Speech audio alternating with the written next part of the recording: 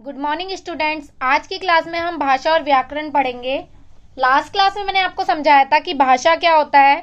आपको समझ में आ गया होगा। भाषा क्या होता है? विचारों और भावों को प्रकट करने का साधन भाषा है। ओके। उसके बाद हमने पढ़ा था भाषा के रूप, जिसमें हमने पढ़ा था कि दो प्रकार के होते हैं भाषा के रूप। कौन कौन से? मौखिक भाषा और लिखित भाषा। ठीक है, मौखिक रूप होता है और एक लिखित रूप होता है। उसके बाद हमने पढ़ा था बोली। बोली किसे कहते हैं? बोली क्या है? भाषा का मौखिक रूप कहलाता है। ठीक है, और ये सीमित क्षेत्रों में ही बोली जाती है। ठीक है। उसके बाद हमने पढ़ा था कि हमारी टोटल भाषाएं कितनी है भारत में? 22 भाषाएं हैं। और हमारी भारत की राष्ट्रीय भाषा कौन सी है? हिंदी है। ओके बच्चों, यहां तक आपको समझ में आ गया था। अब आज की क्लास में हम पढ़ेंगे लिपि। लिपि क्या होती है? लिपि क्या है? भाषा बोलते समय जो शब्द हमारे मुख से निकलते हैं, मतलब जब हम बोलते हैं जो शब्द हमारे मुख से निकलते हैं, उनकी ध्वनियों को लिखने के लिए कुछ चिन्ह निर्धारित होते हैं। मतलब उनकी ध्वनियों को लिखने के लिए कुछ चिन्ह निर्धारित होते हैं। यही चिन्ह लिपि कहलाते हैं। क्या होती है लिपि? जब हम बोलते हैं तो हमारे मुख से निकलते हैं कुछ शब्द, जो ध्वनियां होती है उनको लिखने के लिए जो चिन्ह निर्धारित किए जाते हैं वो क्या कहलाते हैं? लिपि कहलाते हैं। ओके बच्चों, अर्थात भाषा के लिखने के ढंग को लिपि कहते हैं। मतलब भाषा को हम किस तरह से लिखते हैं, उसका जो ढंग होता है उसे क्या कहते हैं? लिपि कहते हैं।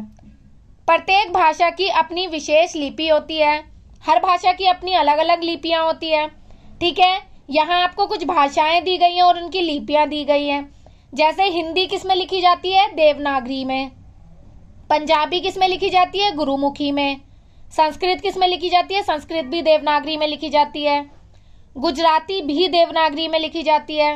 अंग्रेजी रोमन लिपि में लिखी जाती है। फ्रेंच रोमन लिपि में लिखी जाती है। उर्दू फारसी में लिखी जाती है। और मराठी जो है वो भी देवनागरी लिपि में लिखी जाती है। ठीक है, तो ये क्या है? लिपि क्या होता है? भाषा को लिखने का ढंग लिपि कहलाता है। यहां तक आप समझ गए?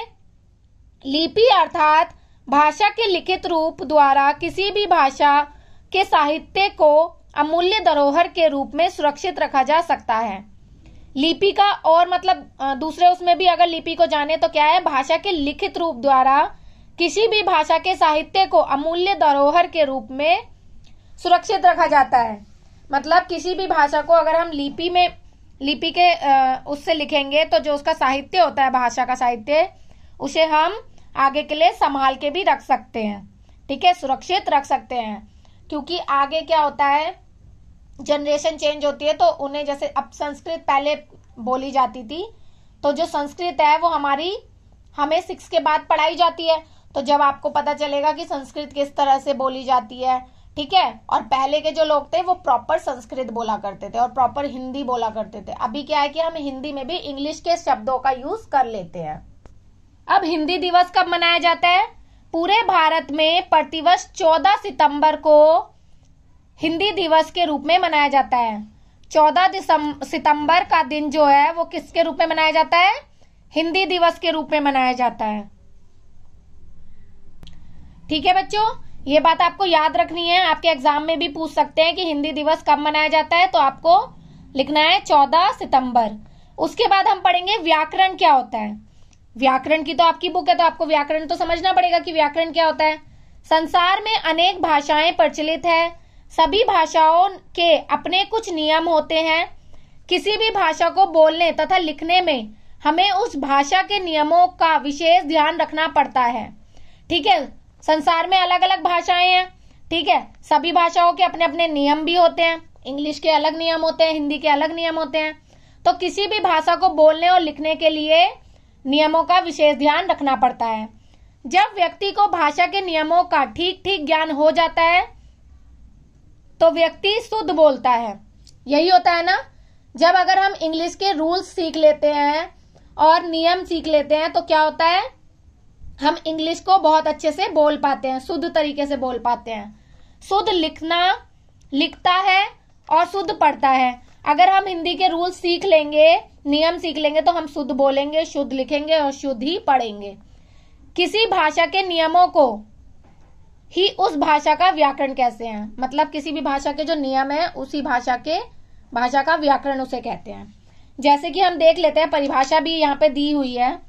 भाषा को शुद्ध रूप में लिखना, पढ़ना और बोलना सिखाने वाला शास्त्र व्याकरण कहलाता है। मतलब भाषा को शुद्ध रूप में लिखना, पढ़ना और बोलना सिखाता है जो शास्त्र है वो क्या कहलाता है, व्याकरण कहलाता है।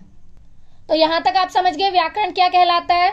मतलब नियम में भाषा के शुद्ध रूप में लिखना, पढ़ना और बोलना सिखाने वाला शास्त्र व्याकरण कहलाता है। ठीक है, अब हम व्याकरण के विभाग पढ़ेंगे। व्याकरण के 3 विभाग होते हैं, कौन कौन से, वर्ण विचार, शब्द विचार और वाक्य विचार। आगे की क्लास में हम इनको डिटेल में भी पढ़ेंगे, बट यहाँ हम सिर्फ इसकी परिभाषाएं पढ़ लेते हैं। वर्ण विचार क्या होता है। वर्ण विचार के अंतर्गत हम वर्ण, वर्णमाला, वर्णों के प्रकार, उच्चारण स्थान तथा वर्णों के मेल से शब्द बनने का अध्ययन करते हैं। ठीक है, वर्ण विचार के अंदर हम क्या करते हैं, वर्ण पढ़ते हैं, वर्णमाला, वर्णों के प्रकार, उच्चारण स्थान, ठीक है, और वर्णों के मेल से शब्द बनने का अध्ययन करते हैं। मतलब ये सभी पढ़ते हैं। शब्द विचार क्या होते हैं।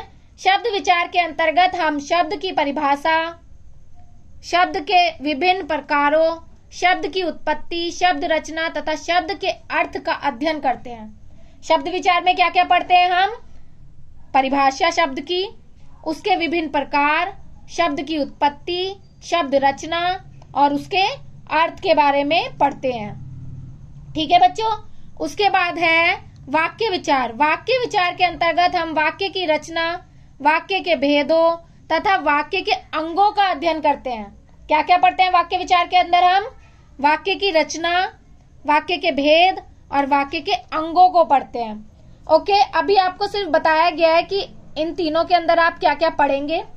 नेक्स्ट क्लास में आपको एक एक करके पूरा डिटेल में समझाया जाएगा कि वर्ण विचार क्या होता है, शब्द विचार क्या होता है और वाक्य विचार क्या होता है। ओके बच्चों, आज की क्लास आपकी यहीं खत्म होती है। धन्यवाद।